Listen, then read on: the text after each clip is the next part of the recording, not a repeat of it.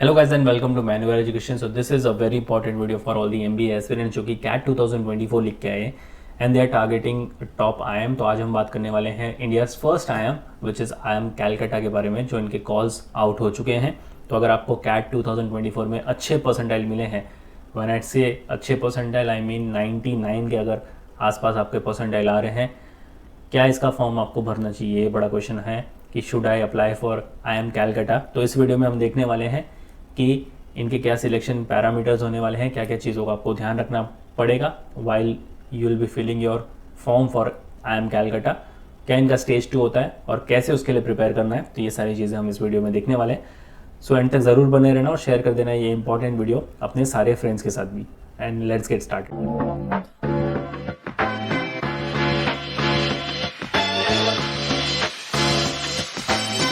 तो सबसे पहले क्विक ओवरव्यू ले लेते हैं।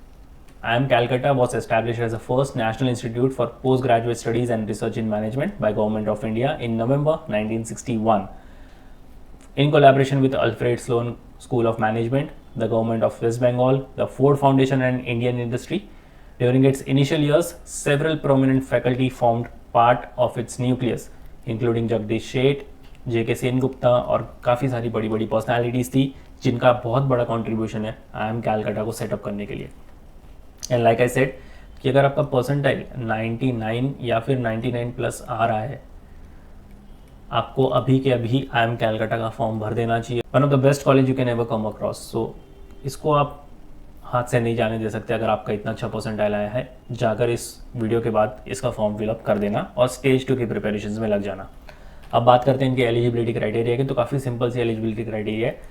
Candidate must hold a bachelors degree with at least 50% marks या फिर इक्विवेलेंट CGPA आपके पास होना चाहिए। अगर आप शेड्यूल कास्ट, शेड्यूल ट्राइब या फिर PWD कैटेगरी से बिलोंग करते हो, 45% आपके होने चाहिए। और कैट का स्कोर मस्ट है। आप कैट के स्कोर के अलावा कोई भी स्कोर यहाँ पर नहीं चला सकते। जितने भी IIMs है, न्यू IIMs हो गए, बेबी IIMs हो गए या फिर ओल्ड IIMs हो गए, सारे IIMs कैट का ही स्कोर एक्सेप्ट करते हैं। अब बात करते हैं इनके सिलेक्शन प्रोसेस की। तो सबसे पहला जो टेबल है, आपका मिनिमम क्राइटेरिया है कैट परसेंटाइल्स को लेकर। तो ये बहुत ही मिनिमम होगा, ज़रूरी नहीं कि यही आपका फाइनल परसेंटाइल है। इन्होंने यहाँ पर मेंशन भी किया हुआ है, please note that the actual section wise and overall percentile cut offs may be much higher than the above mentioned minimum percentiles as it will depend upon the number of candidates to be called for personal interview in each category. तो हर एक category से कितने सारे students को call आ रही है personal interview के लिए, इस पर बहुत मैटर करेगा।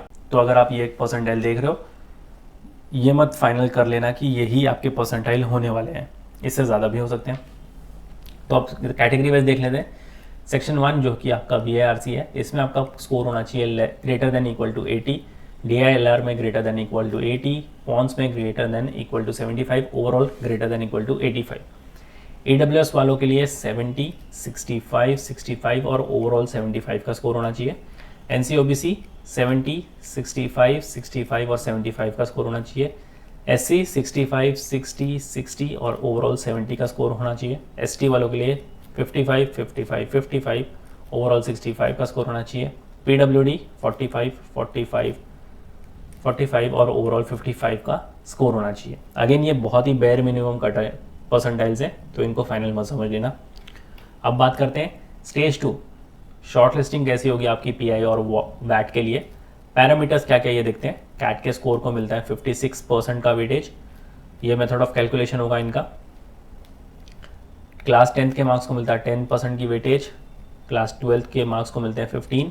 जेंडर डाइवर्सिटी 4 मार्क्स जो कि जाएगी फीमेल एंड ट्रांसजेंडर कैंडिडेट्स के लिए। और टोटल यहाँ पर 85% ही है, यानी कि अभी भी आपके जो 15% है वो बचे हुए हैं।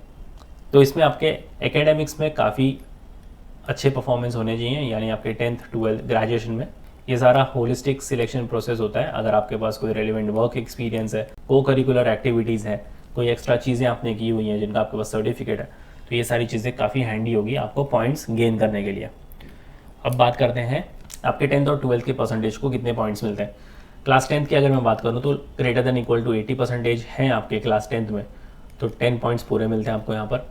75 से लेकर 80 है तो 8, 70 से लेकर 75 है तो 6, 65 से लेकर 70 है तो 4, 60 से 65 है तो 2, और 60 के नीचे है तो 0 पॉइंट मिलते हैं। क्लास 12 की अगर मैं बात करूँ, ग्रेटर देन इक्वल टू 80 है तो आपको मिलते हैं 15 पॉइंट्स, 75 से 80 है तो 12 पॉइंट, 70 से 75 9, 65 से 76, 60 टू 65 3, और 60 के नीचे है तो मिलते हैं आपको 0 पॉइंट्स। अब बात करते हैं आपके फाइनल सिलेक्शन, जो कि आपका स्टेज 3 होगा। पैरामीटर्स जो चेक करेंगे, वेटेज फाइनल सिलेक्शन के लिए, यानी आपकी जो फाइनल मेरिट लिस्ट होगी। तो कैट के स्कोर को मिलता है यहाँ पर 30 का वेटेज, पर्सनल इंटरव्यू 48 का वेटेज, यानी अब आपका पर्सनल इंटरव्यू और वैट जो राउंड है वो कंप्लीट हो चुका है। तो इसके बाद जो फाइनल मेरिट लिस्ट बनेगी उसके अंदर आपके ये वेटेज होंगे।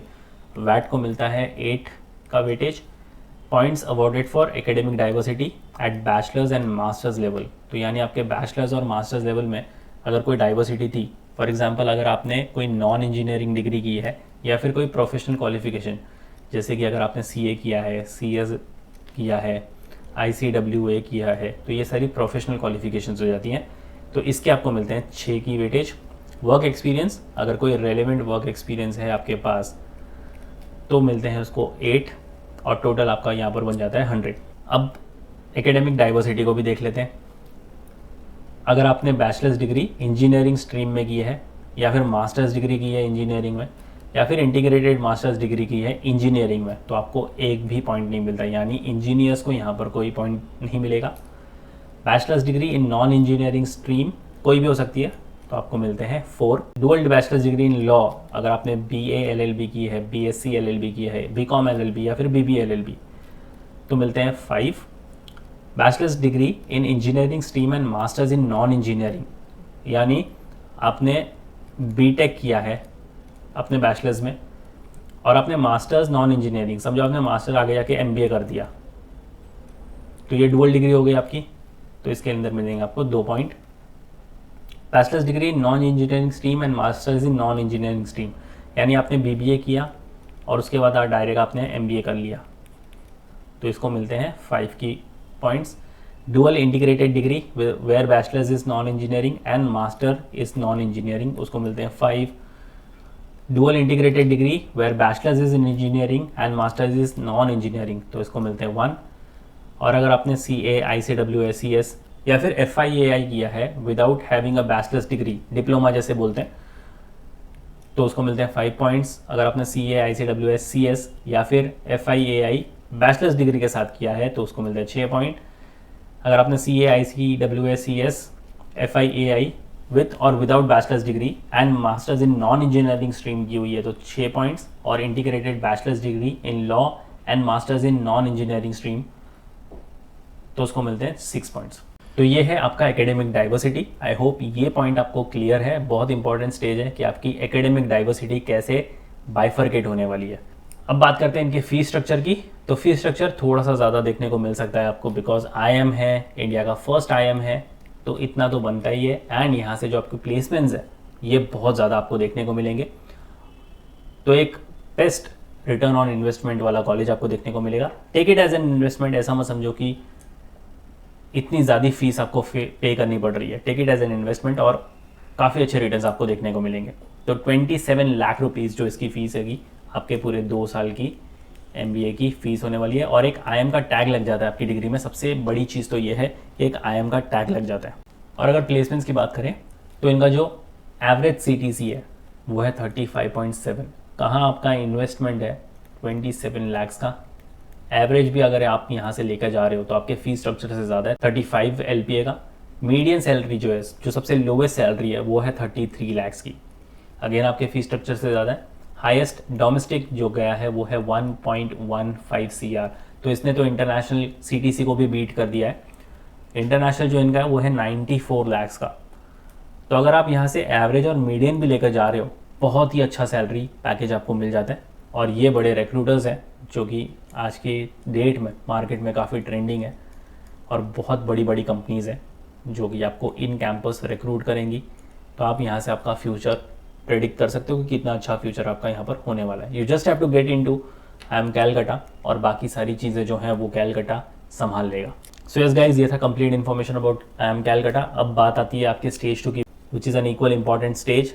जितना आपका कैट था, कैट में आपको अच्छा परफॉर्म करना था, जो आपने कर लिया। अब आपको स्टेज 2 में परफॉर्म करना है, उसके बाद ही आप IIM कैलकाटा में जा पाओगे।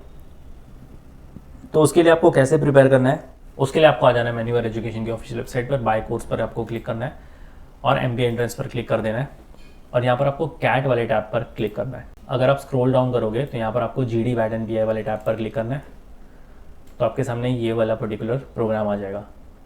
अगर आप व्यू डिटेल्स पर क्लिक करते हो तो यहाँ पर आपको मिलते हैं 5 लाइव सेशंस, लाइव GD और 1-on-1 इंटरव्यू सेशंस। तो आपका तो वैट है यहाँ पर, तो वैट का भी यहाँ पर पूरा ख्याल रखा जाएगा। आप यहाँ पर देख सकते हो कि GD से लेकर PI से लेकर वैट सारी चीज़ों का प्रिपरेशन यहाँ पर हो जाएगा। 1-to-1 इंटरव्यू सेशंस होंगे आपके। सबसे अच्छी चीज़ है कि आपको फीडबैक मिलेगा कि आपने कहाँ कहाँ गलती की है, उसको आप एक्चुअल इंटरव्यू में ना दोहराओ। कैसा आपका प्रेजेंटेशन होना चाहिए, कैसी आपकी बॉडी लैंग्वेज होनी चाहिए, कैसे आपको ड्रेसअप करना है, कितना कॉन्फिडेंस अपने आप पर रखना है, कितना कॉन्फिडेंट उनको दिखाना है, कैसे क्वेश्चंस को टैकल करना है, कैसे टाइप के क्वेश्चंस आप एक्सपेक्ट कर सकते हो आपके PI में। तो ये सारी चीज़ें आपको मॉक इंटरव्यूज़ में बताई जाएंगी। बहुत इंपॉर्टेंट सेशन है क्योंकि PI आपका 48 का वेटेज होल्ड करता है आफ्टर योर कैट एग्जामिनेशन। तो इसलिए इसको तो आप बिल्कुल भी हल्के में नहीं ले सकते और इसको क्रैक करे बिना आप IIM कैलकाटा में जा भी नहीं सकते। तो इसलिए बहुत इंपॉर्टेंट स्टेज है। आप इसको एक्सेस कर सकते हो, अगर बाय नाउ पर आप क्लिक करते हो तो इसको एक्सेस करके तुरंत अपनी प्रिपरेशन स्टार्ट कर देना। इस प्रोग्राम का डायरेक्ट लिंक आपको डिस्क्रिप्शन बॉक्स में मिल जाएगा, चेक करना मत भूलना। So yes guys, that was pretty much it for the video. फिर भी कोई डाउट इंक्वायरी है, you can write down in the comment section और ऐसे क्विक अपडेट नोटिफिकेशन के लिए चैनल के साथ बने रहना। And until then I will see you in the next one.